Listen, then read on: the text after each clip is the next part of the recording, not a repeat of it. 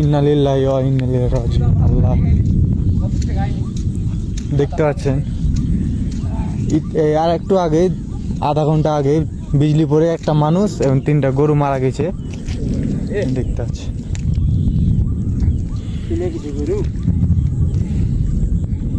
কি অবস্থা আল্লাহ। 1 ঘন্টা হয়ে গেল মরা, 1 ঘন্টা হয়ে গেছে, 1 ঘন্টা একদম মরে গেছে। 3টা গরু দেখতে পাচ্ছেন, কত বড় বড়, অনেক বড় বড় গরু।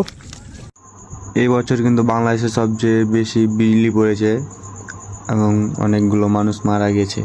তো আমরা সবাই সাবধান, ছোট বাচ্চাদের বাইরে না বাড়িতে দিই এবং ফাঁকা জায়গায় না দাঁড়াই। এখানে অনেকের মুখ থেকে জানতে পারলাম তার বাসা হচ্ছে লাভাঙ্গা এবং ছেলেটির আব্বার নাম হচ্ছে বিশু হাজি। বিশু হাজির ছেলে, লোকটির বাড়ি হচ্ছে লাভাঙ্গা। তার নাম, তার আব্বুর নাম হচ্ছে কি কি হাজি বললো, ভুলে গেলাম। আর আব্বার নাম কি হাজি।